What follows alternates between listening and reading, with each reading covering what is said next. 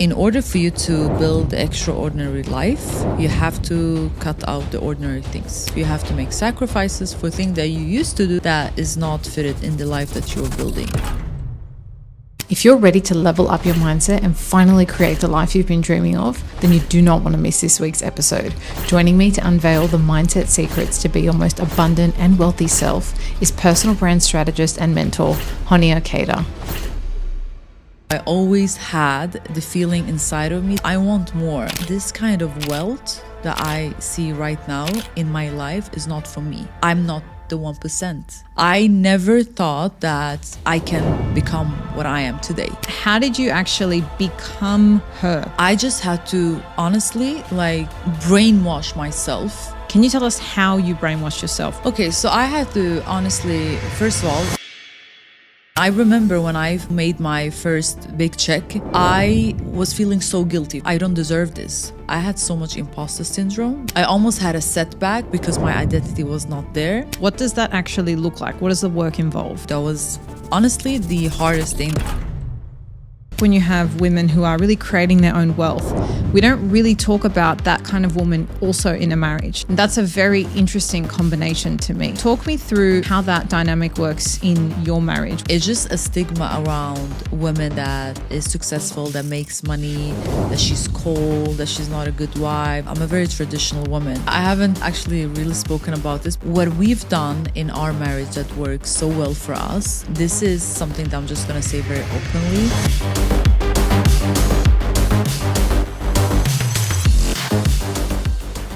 All right, Balancers, welcome to another episode of The Balance Theory. I'm really excited to learn from today's guest. I find her personally very inspiring, and for all the women especially listening who feel like they want to have it all, and what I mean by that is they want to have these careers, they want to create a life for themselves, they want to have family and marriage. We're going to really talk about the practicality of that and what this particular guest has experienced in her own life. So I'm really excited to welcome Honia to the podcast. Welcome. Thank you, Erica. I'm so happy to be here. Thank you for having me. I'm very excited. We have a lot of juicy topics to talk about today that I feel like a lot of women would love to hear. So thank you very much for the introduction. My absolute pleasure. I love your story, particularly because I think a lot of women can see themselves, especially where you were not too long ago. And I think that the changes and the growth that you've had in such a short time frame, when we look at the span of your life, it's a short time. It's really inspiring. Yeah. But I think before we get into, I guess, the shift you've had in the last few years, I think it'd be really interesting to understand a little bit more about you and your upbringing. So when you were a child, what kind of future did you see as possible for yourself? So obviously I've been telling this story so many times because I feel like it is so important for single moms to know, or people that were raised by a single parent, that, hey, you can do well for yourself even though you don't have both parents. So I was obviously raised by a single mom. She's the hardest working in the room, always. She's my absolute inspiration in life. And she worked really hard for me and my sister to make it in life, and to make it in life in her world and in my world was to, get a degree and go to university. I was actually the first one in my entire bloodline that ever went to university, wow, which is absolutely crazy because my mom is not an old generation, but I come from a working family where they all worked at a very young age. So none of them really went to school, and it was my mom's biggest dream for me to finish a university, whether that was to become a doctor, a lawyer, an engineer. I became an engineer. So I made her proud. But then for me, when I grew up, I thought that if I ever become an engineer, that's the ceiling, that is the ultimate goal, and that's how far I could dream, But growing up, I always had the feeling inside of me that, okay, I do want to make my family proud, but is that really what I want? Mm-hmm. But of course, that was not something that I even dare to say out loud. because I saw it as such a privilege, and it is a privilege to be able to study and go to school and have options. But I still knew that in somehow I am different. Like, I want more. You know, when you're daydreaming, I would never daydream to work a 9 to 5 or to have a prestige not like job. I always daydream to impact people, to do something like extraordinary.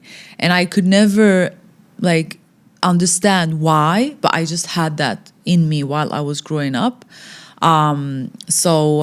For me, honestly, coming from the background that I come from the Middle East, growing up with a single parent, I never thought that I can become what I am today. So for me, the ceiling was basically to just get a degree, and that is the ultimate where I can and you know, marry a good man that can provide. Like, that was the ultimate that I thought was possible for me.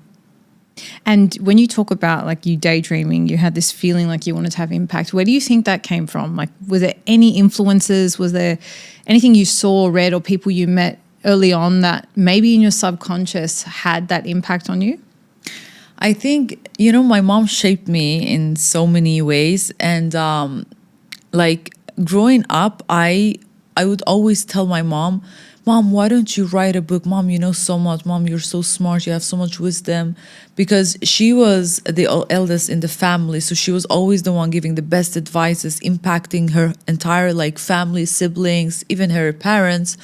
But she never get to be on that stage. So looking at her, I was always like, me and my mom were so similar in so many ways. And I always thought that you never got to really do it like outside of your family. I really hope that I can do it instead of you. You know what I mean? So I think that shaped me when I was younger, looking at my mom and seeing her force and seeing her power, but never really getting there. So for me, that was a tribute to her to just daydream like that, because obviously it wasn't possible for her.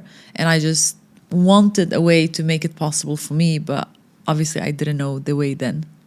That's really beautiful. I'm sure she's very proud of you today. Thank you.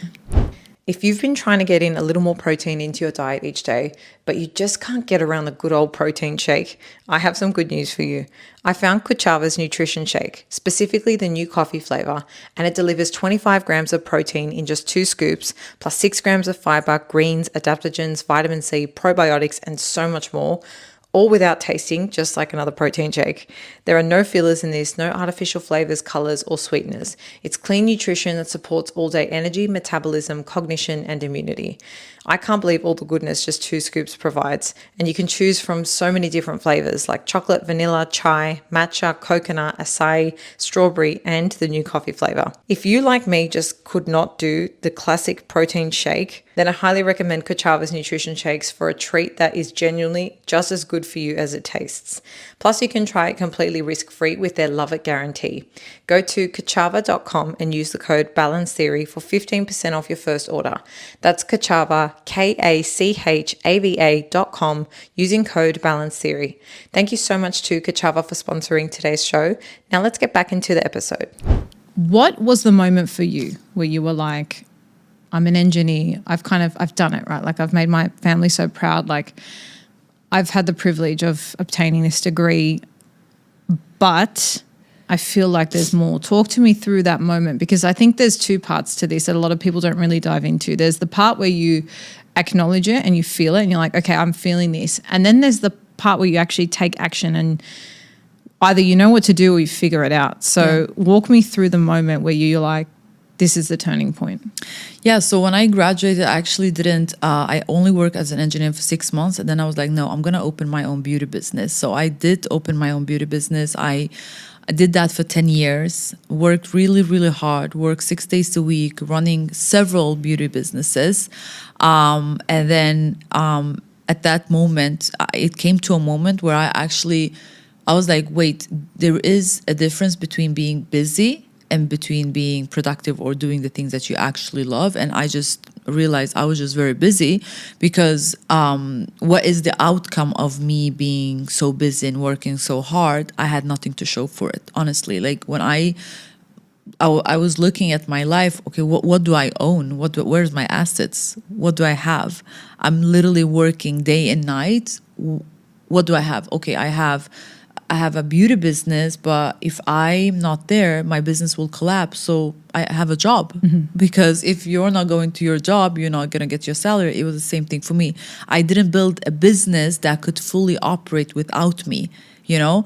You're And that's the one key man risk. Exactly. One key woman risk. exactly. Like everyone's like, no, I need you to be there if I'm going to come to your salon or whatever. So I felt like, okay, I was 31. And of course, when you are starting over, or you are doing something, it's not that it's happened on that day or a specific, date. It was something in me that I felt for the past like 3 to 4 years, but I never did anything about it, because every time I wanted to do something about it, something came in my way. I was too comfortable. When you are doing enough and you're just comfortable, and your surrounding is telling you you're doing good, like what else do you want? And you just cannot point out what's wrong, so you just you live with it. Okay, so it came to a point where I actually got like an actual heartbreak. I got so heartbroken. So it wasn't just that my business didn't feel aligned, or I didn't have anything to show. It wasn't just the financial, it was also my personal life. I was 31 and I was unaligned. I felt so unaligned with the city that I was living in, with the people, tired of the same mindset, tired of what was imposed on me. Like, this is the right thing, but says who? Like, it's not the right thing for me, So I had a brutal heartbreak that I wish on everyone that actually wants to elevate in their life, because I feel like that's sometimes that's what you need. And that became the biggest blessing for me, because when I was deep down in the trenches, literally like I thought that I cannot survive this. That's when my biggest breakthrough came. And I started over, not because I wanted to, but because I had to. Like, there was no other way. What else? I can never go back, So you're 31, heartbroken, feeling completely misaligned. Where do you even start to figure out what's next? Because when you're feeling those things, right, it's like your lowest low. Yeah. And like you said, you've kind of stepped away from maybe two parts, the business path and a career, being an engineer, which people may look at it and say that's like a no-brainer choice. Yeah. When you're stepping away from something that has very clear path, you know what to expect. There's clarity, there's comfort, like you were saying. Where do you even start to work out, like, how do I know where to go from here? Okay, well, I knew a few things that was certain, which was I don't have a dad. I don't have family connections where they can take me to big places. I don't have a husband where I can, lean onto him to get where I want in life. So I knew, what do I have? I have a voice, right? And I have impact and I have power, which is in me. And that is something no one can take away from me.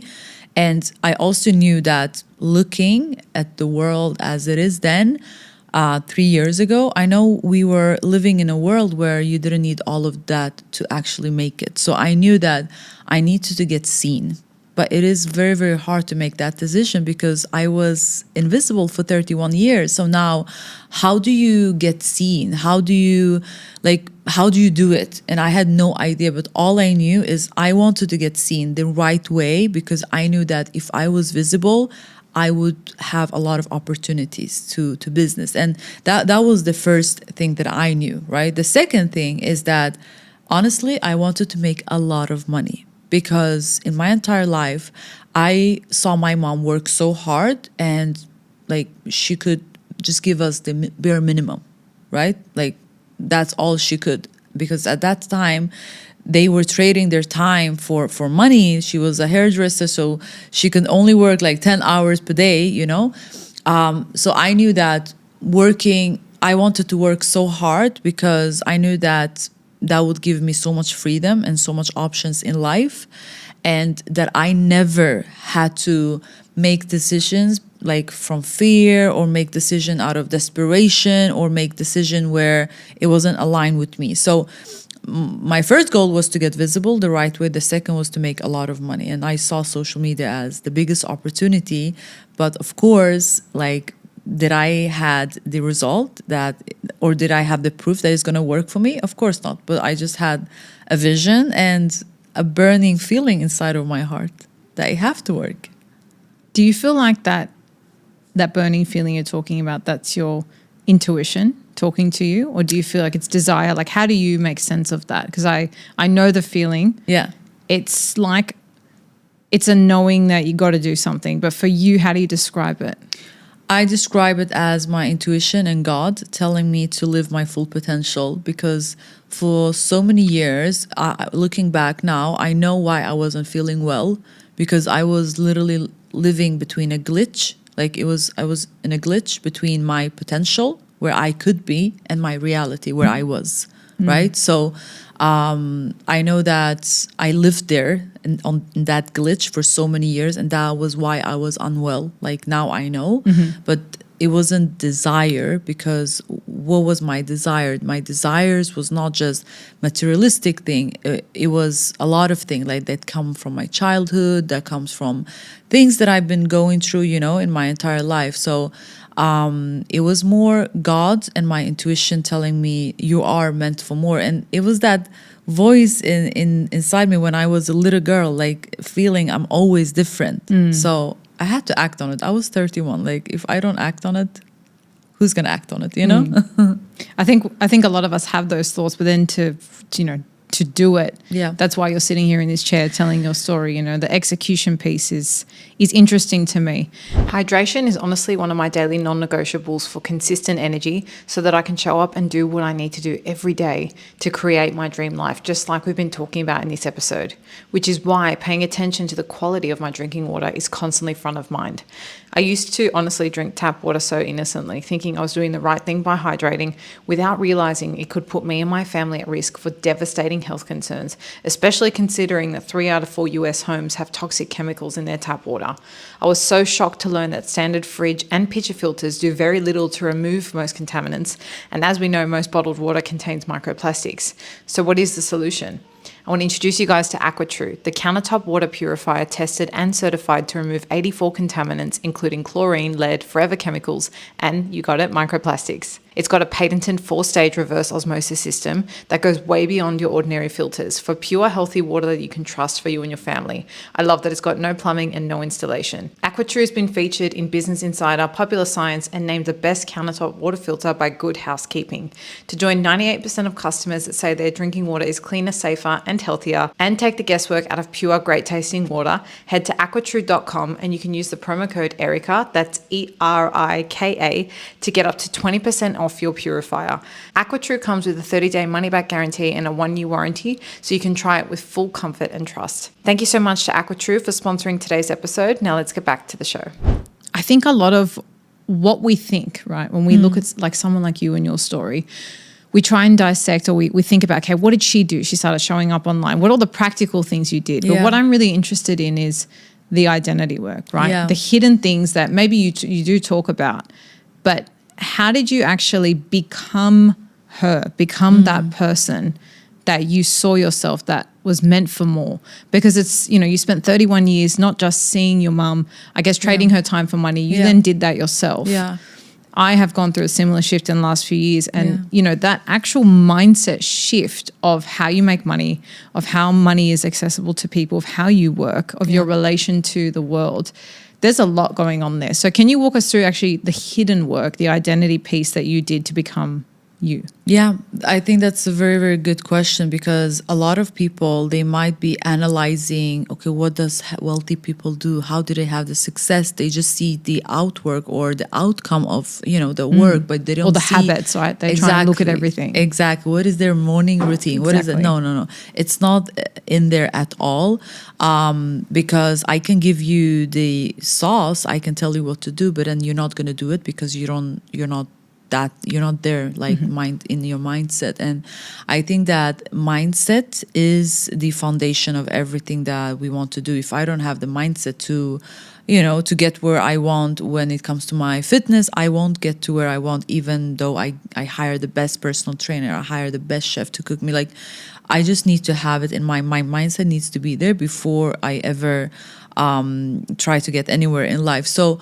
I think the inner work that I had to do, that was honestly the hardest thing, that a lot of people will be like, wow, like, really, did she ever thought that? And that was like, I had so much imposter syndrome, and I think it was also shaped because, first of all, like, I had, when you're checking all the boxes of having imposter syndrome, I don't have a dad. I grew up in the Middle East where women is not allowed to speak up the way I do. I was in a relationship where I always felt like I'm nothing without them. Like, you're just someone because you're with me. Things that, like, rejections that you go through in life, and just, that it's not true, but it's going to affect you, right? So I had a lot of imposter syndromes in terms of, that this kind of wealth that I see right now in my life is not for me. I'm not the 1%. Why would I be? Not someone with my background, not with where I come from. Like, it's not for me, it's for other people. And I just had to honestly, like, brainwash myself into knowing that the 1% is not better than me. They're just further. They're not better. They're just further. And I just need to go that race, and I'm going to be one of them. So, and I remember when I, made my first big check, I was feeling so guilty. First of all, I felt so guilty that I don't deserve this. Like, no one in my bloodline ever made this kind of money. Why would I? I don't deserve this. So I almost had a setback because my identity was not there. Mm-hmm. So I kind of took a step back, and then I had to work on myself to understand, hey, like, don't see it as a guilt, or it's just numbers, and it is a result, and it's a byproduct of your hard work, and you deserve it. So I think that a lot of people think that mindset is fluff, or working on yourself is fluff. But I'm going to be honest, you can have success once, but if your mindset is not there, it's not going to be a second one. It's not going to be a third one. Yeah. It's just going to happen once, and that's what people call luck. Mm-hmm. Yeah, and I am so interested. Like, this is the stuff I love getting into, because I personally believe we've all been here, right? Where we're sitting in a position where we want something, but we think, I'm not seen. Someone's not giving me the opportunity. If this person just gave me the pay rise, or gave me the collaboration, or this brand, right? Then I would have the things, without realizing, if you shift your identity, those things would come. It's actually, it really is the reverse of what we think, because the reality is, like, we could have two people who presented with the same opportunity, but because one doesn't think they're worthy, they won't go for it, or it won't come their way. And so this part is really interesting to me. Can you tell us how you brainwash yourself? What does that actually look like? What does the work involve?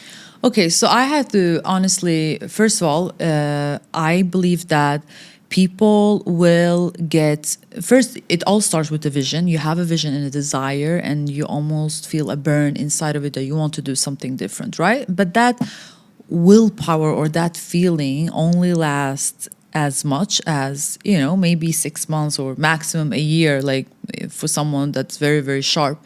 But what I did was I acted on it, right? And when I saw the tiniest result that it actually worked, that what made me basically keep doing it, right?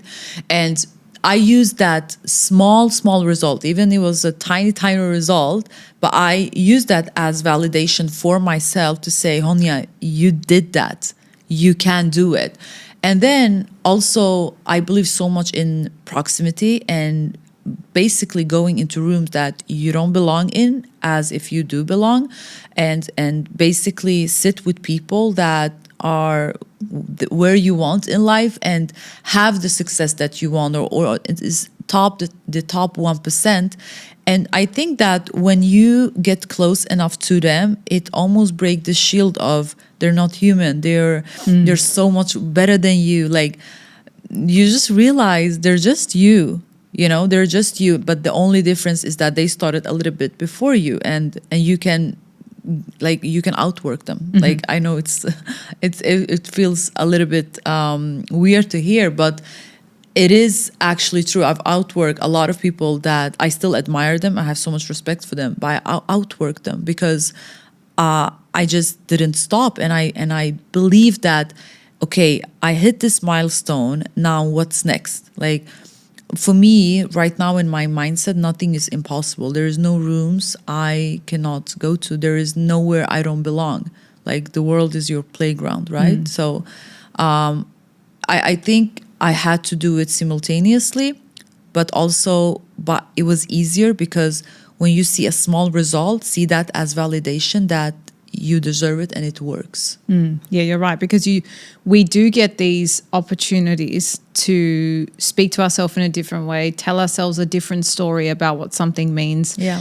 But it's an ongoing thing, right? It's not like you do the work once. It doesn't happen overnight, I promise. You have to really like continuously do that. And one thing I wanted to ask you was, what's the difference with like faking it until you make it, right? Showing up in those rooms even when you don't feel ready. You know, how do people navigate maybe putting themselves in the environment they want to be in without feeling like I'm just faking it to be here? You know, what's the difference there? Because you hear a lot of people give advice, just fake it till you make it. Yeah. I personally don't really love that because it feels very forced for me. Yeah. But what are your thoughts on that? Very interesting. So first of all, I think this is my take on fake it until you make it.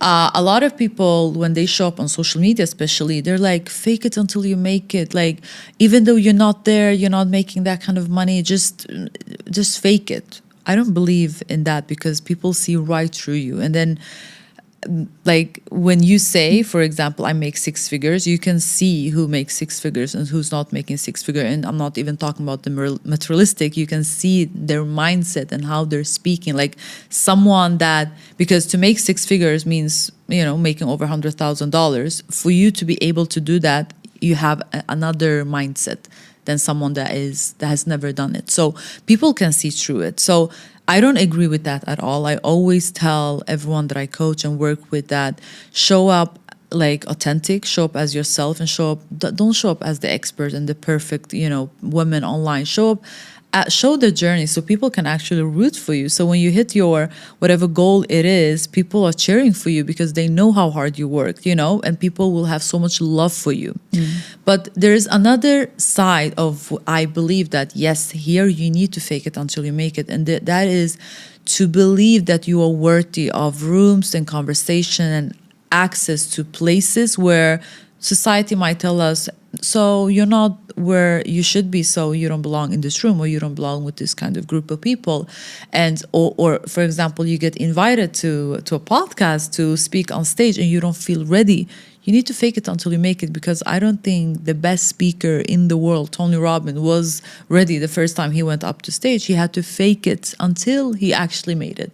So I believe that everything that is outside of your comfort zone, yes, you need to fake it until like you believe in it. Like, it is honestly, you make it easier for yourself to believe in it and to actually do the work.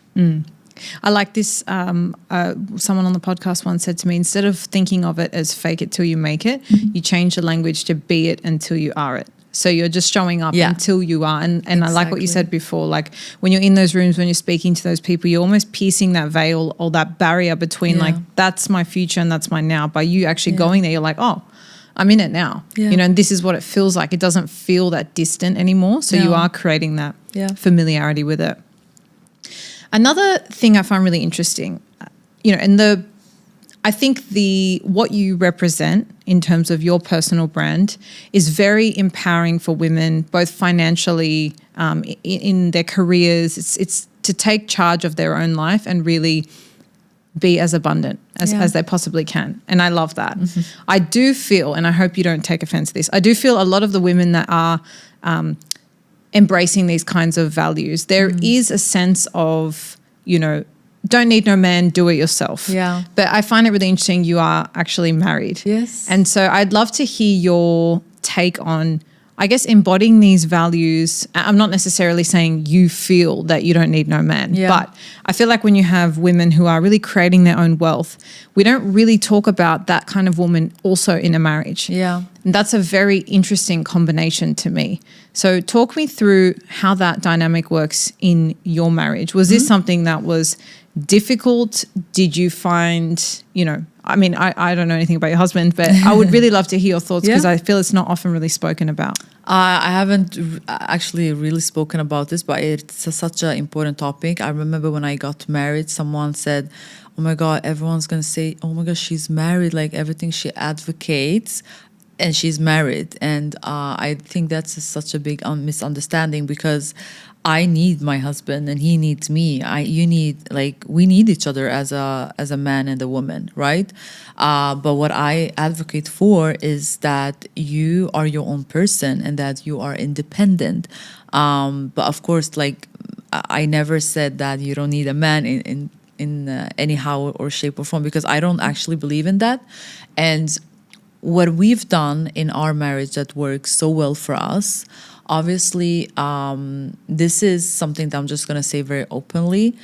It is for the women that are wealthy and making money, they will know what I mean. The dating pool is very, very limited because it's just a stigma around women that is successful, that makes money, that she's cold, that she's not a good wife, that she's, maybe like arrogant. And there's not a lot of men that can handle that pressure, right?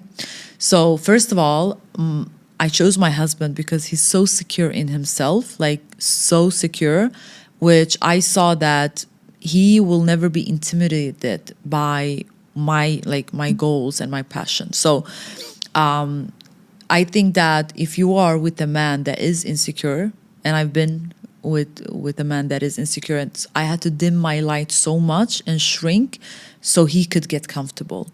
So I think choosing your partner as a woman is so important, because I always say I take like a lot of my success, like 50% of my success, I thank my husband for it, because he was literally my biggest supporter through all of it. And he was like with me from the start, right? But what we do that works very, very well for me, and I'm a very traditional woman, I really believe in the dynamic like between a man and a woman. Like I don't want to take on that responsibility as a man.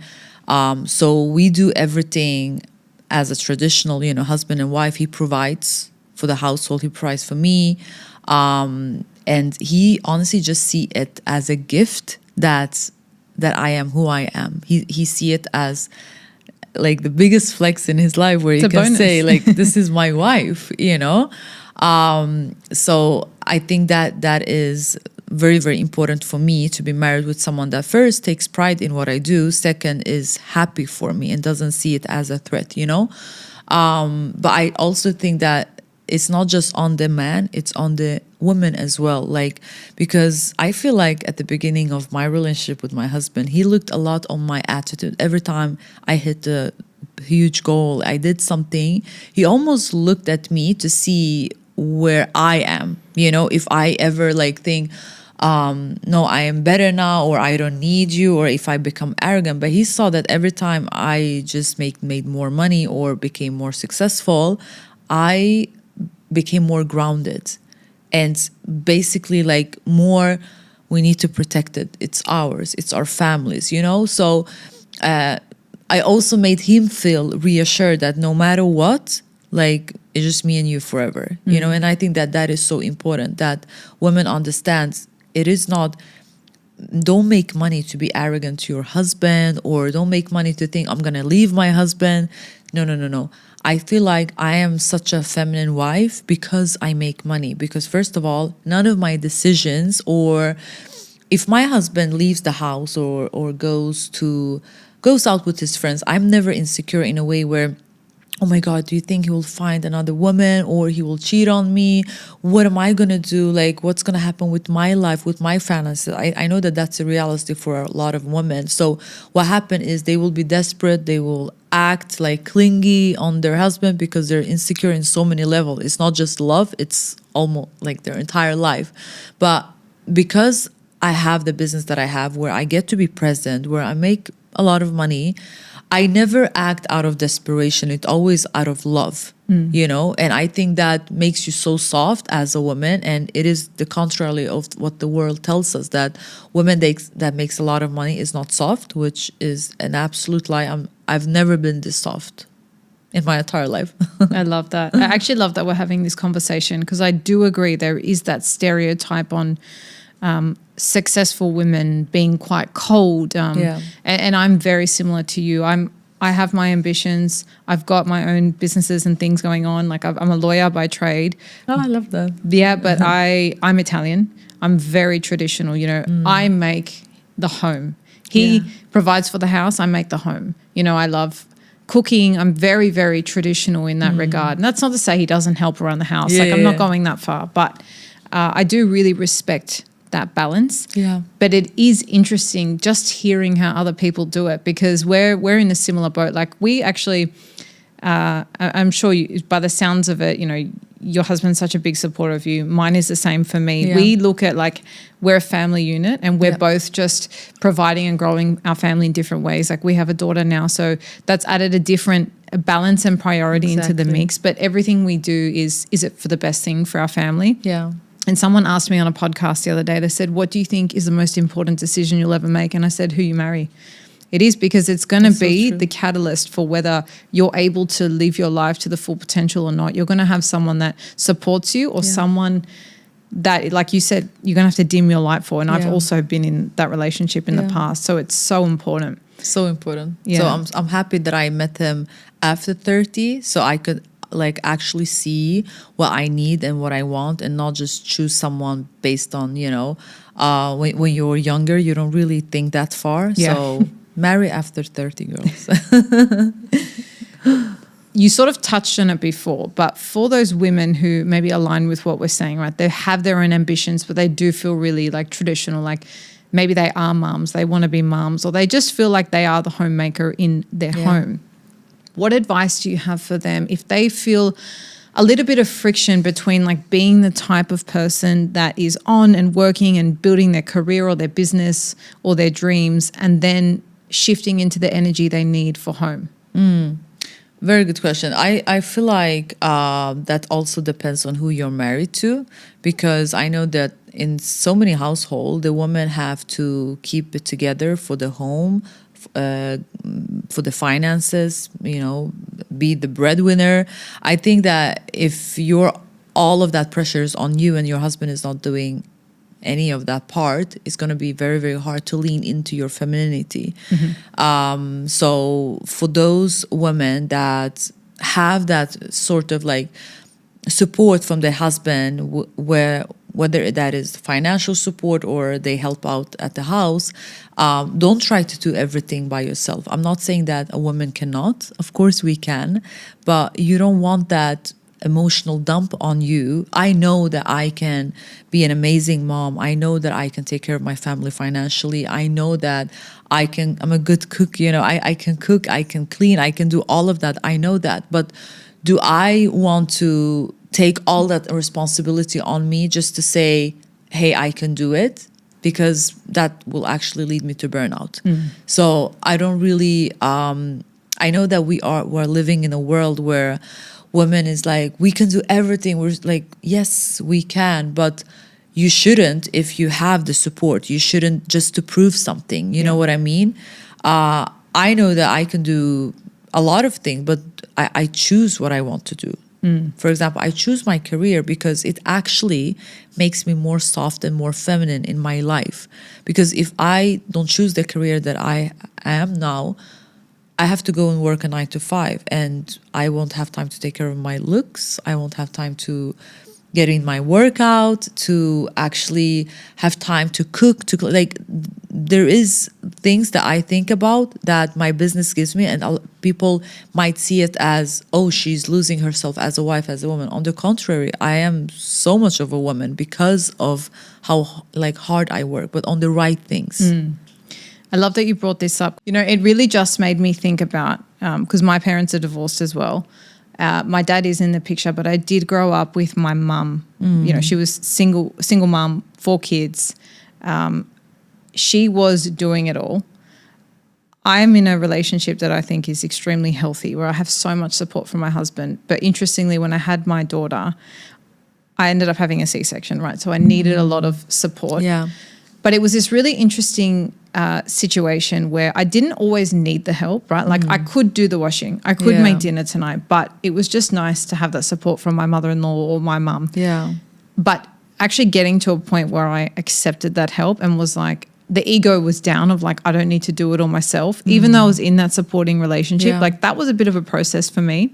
Do you feel that anything from your childhood, especially like the way you maybe saw your mum working hard and that definition you had of hard work and money, do you feel like any of that comes up from time to time, even though you're in this new identity? Do you experience any of those old patterns? And if so, do you feel comfortable sharing? Yes, actually, very, very interesting question because, of course, growing up the way I did, it was not, first of all, I had an amazing childhood. My mom was absolute, like the best she could ever be. I'm so grateful for her. But obviously, as a girl, growing up without a dad, like it leaves a scar on you, right? And it's not the softest childhood, if I can put it that way, because you're not, it's the attacks like the things that you like the things that you go through is not just to you, but it's you see your mom go through it as well. Sure. As a single mom in the Middle Eastern culture, there is a lot of eyes on her, a lot of people talking, you know, that is very, very normal in my culture. So you see the attacks happening on your family, so you have to you have to have your guards up. And I had my guards up my entire life, and this is the first time ever I actually let my guard down with my husband. And it is so scary. It is the scariest thing I've ever done. And sometimes, honestly, I literally caught myself with my guards up, and I have to remind myself that you are safe. It's okay. And he's such a good at, you know, regulating those feelings for me because he see it. And he just reminds me. That's beautiful. He just say, I'm not your dad, or I'm not those people. I'm not, like, he just reminds me of why I felt so safe and why I chose him, you know? And besides from that, I also sometimes, you know, when you are growing up the way I did, you are thinking about like family, household, like almost it's given that when you have kids, it's yours. Like it is your responsibility. Like it's not shared, you know, just because that's how I grew up, you know. But now when I think about having kids with my husband, sometimes I get these thoughts that, Honia, can you take the full responsibility? But then I'm like, wait. Stop, you're not alone. You have a husband, and it is a shared responsibility. So it is those old patterns that comes back, but I have to remind myself, and I'm so blessed to have a supportive husband that he's so good at seeing those signs in me. So he literally just, you know, calms me down. He sounds like an amazing person, and actually sounds very similar to my husband. I love think we that. should all meet. Yeah, have I a think dinner so or something. 100%. No, it's very important who you choose to bring into your dreams, your life, because they will be a co-creator of not just your family, but like, you know, what you end up experiencing in this world. So I'm really happy for you that Thank you have you. someone I'm who happy for you sounds as like well. an amazing supporter. He is. And just to add on that, I get a lot of questions from girls following me, and they say, why did you choose your husband? You know, and I believe that I chose my husband because, first of all, I saw all the things in him that I never seen in a man or that I lacked, right? And I also chose him based on, now we're not parents yet, but I see how amazing of that he will be. So that's what I want for my kids. So I feel like I am almost like healing through my future kids. You know what I mean? You so will, yes. because I see so much of like those traits in him that I never seen in the men in my family. So that is the reason why I chose him. I didn't just choose a man that I can have fun with today, or I think I chose the best dad for my future kids and the man that can heal me as well. And that's all I needed. Yeah. Oh, let me tell you, when you watch them care for your child, it dials up the love in ways like I just can't even express to you like the way it makes me feel seeing him love our daughter. Yeah. It's an extension of the love he gives me, but it's just the most beautiful thing. So really excited for you guys. Thank you. How did you guys meet, by the way? Oh, very random. So I was on a vacation in Sweden and he was on a vacation in Sweden. He's actually also born in Sweden, but he didn't live in Sweden at that time. He lived in Spain. So he was on vacation. I was on vacation, out a night with my friends. Same things for him. And then after that night out, I wanted to have a hot dog. So apparently he wanted to have a hot dog as well. So we met outside of a hot dog station. Wow. That's So probably random. a very special hot dog spot now. Yeah, it is. You'll have to go back he was like, I'm going to buy that spot. How funny.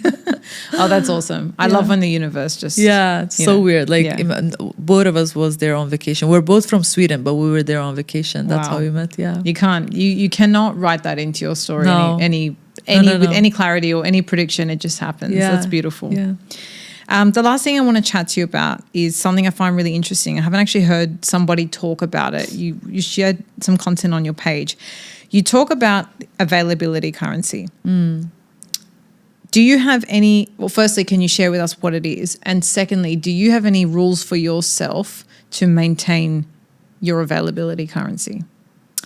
Yes. It might sound a little bit harsh. Availability is currency. Don't be available. Don't be accessible. But I think that in order for you to build extraordinary life, you have to cut out the ordinary things in your life. You have to make sacrifices for things that you used to do that were in your comfort zone that is not fitted in the life that you're building. So before, the woman that I was before, I was saying yes to things where I meant no. I was accepting things where I didn't want to, but I'm just accessible. I'm just there for everyone. And what happened is I started becoming resentful to the people that I said yes to, and those people just they didn't appreciate me because I was just always there. And I think that I'm very, very like cautious about who I spend time with, about what takes my energy, like very, very cautious. Basically, I am like all in on my business and on my family, right? So anything else in between that, if it doesn't serve me in a way where, when I say serve me, it might sound like if I'm not benefiting. And I don't need to benefit from something like financially or in my business, but sometimes a conversation like we have right now is benefiting me for my heart and my soul. And that is a gain, And if I don't have a gain, then I don't see it as important, or I don't want to give my energy to it. So I was in a lot of group chats before, in a lot of group chats where we're just talking nonsense. And I'm not saying that I don't talk to my friends. I do. Sometimes that's all the cure that I need, to just talk shit and just be a girl. But it is not something that I give my time to every single day. I work so much on like self-development and listening to podcasts, reading. So the time that I have, besides, being with my family, my husband, or working on my business, I really want to work on myself and have conversations with myself, because I feel like a lot of people are not talking to themselves. I talk a lot to myself. Are you like, do you journal? Do you think in your mind? Like, how do you do that? First, I love to just write down things. I'm a big on like words. So I write down what I feel, write down what I'm thinking. And I can just, honestly, I can sit on my office for hours and just look in the blank and just think. and just talk to myself. What are we doing? Where are we heading? And I talk to God as well. I pray, and I feel like that is the best meditation ever, to pray and to speak to God. So I do that a lot, and I used to not do that. I used to talk to people, and I feel like everyone is in their own reality, and they give you advices based on what they've seen and their reality and what they think is best. Sometimes even your mom cannot give you the best advice. So I talk to myself so much nowadays. It sounds very like creepy, but I think it's the most important conversation we can have is with ourselves. 100%. And I actually think this is a skill, to be honest, because of how much time we now spend on our phones, because of how distracted our energy and our attention is in this 2026. Yeah. I think the art of being able to sit with yourself, and it's just that mental space. Like, I just have space to be able to sift through how I'm feeling, how I'm thinking. Yeah. I don't need to distract myself from how I'm feeling and thinking. I just need to think about it and connect with it. That is actually, I think, a very lost art. And I think it's so important, especially if you're anyone who's a creator or you're wanting to build anything intentional from an aligned place, having that check-in with yourself. And actually, I like what you said, like you're almost replacing having it with other people and having it with yourself is such a nice way to think about your availability. I'm curious, as someone who, obviously you have a business that you create a lot of content online, what is your personal rule with your actual consumption of content online? Honestly, I just have to say it. I was someone that was scrolling for hours and hours and hours. If you would ask me, what did you see? I don't remember. I was just, when you're dead brain, just scrolling. I don't do that anymore. First of all, I don't even follow people that I don't really want to learn from, or I don't get inspired from. I don't follow stuff that's like, it's just going to take my energy, So I'm really on a mental diet when it comes to consumption of content. When I scroll, most of the time, 80% of the time when I scroll is for my work. Is to get inspiration, to with learn. intention. It's very intentional. Like, funny thing, I have my family over here in Dubai. Last night I was laying down in the sofa and I was scrolling, saving video, doing this. Like, I have so many like folders, obviously. My sister was like, "Oh, this is so nice. Is this your free time?" I said, "No, I'm working." She said, "Working? You're on TikTok?" I said, "Yeah, I'm working." This is called intentional scrolling. So I'm very, very intentional with, I don't just, the time that I'm not creating content or that I'm not posting or that I just don't consume. Like, there is a life outside of this app. And I think also the way I built my brand, I don't share in real time what I do, what I eat, who I'm with, because I don't think that, a lot of people think that being a content creator, you need to be honest on it. No, I batch my content. I have days where I film. I say stuff that is intentional, that can help people. I don't just show up to just show up. Like, being consistent and but just talk shit is not what, that's not what we're here for. We're here to do intentional content. That's what I'm here for. And that also allows me to be very private, because I'm a public figure, but I'm also very private. I think you've just actually broken down a lot of the things that people would think are true about being a content creator that are not in fact true. Like, you can be successful and keep your privacy and not be on 20, I actually yesterday I started my personal brand. I've had this podcast for 6 years, and I've always thought, it would be such a beautiful value add for me to just share a little bit more about, exactly my thoughts, the things I'm learning. And I finally did it yesterday. So it's really funny we're having this conversation now. But I had to break down a lot of these things that I thought were true. Like, no, I don't have to show every part of my life. No. I don't have to record 24/7. It's now I'm learning the intention piece. Yes. And, it's funny, it's actually made me much more intentional with my use of social media as well, because it's such it can be such a draining experience. Of course. Quick last question. What do you do for entertainment when you're not, when you just want to switch off and you're not worried about working on your mindset or physically working out and you're not connecting with your husband? Like, it's just you switch off. What do you like to do? I like to cook. Cook? Nice. That is I think my love language, and what gets me happy. Like sometimes my friends are like, Honia, why do you cook every day? You're a businesswoman. You can use that time to just order in, what, like for me, that is, people go to the gym and that is their time. For me, I cook and that is my time. Love it. I love that. So I love to host. I love to have friends over. I love to take care of people where like we're just spending quality time.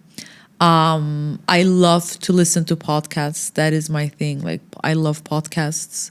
I love to walk. I'm trying to be a gym girly. I'm not a gym girly, but I love to walk. I love to walk. I love Pilates. That is one of my favorite things to do. So yeah, just, I love to spend time with the people that is very close to me. I don't like to hang out with people that's, like just friends that you have for going out. I don't really do that.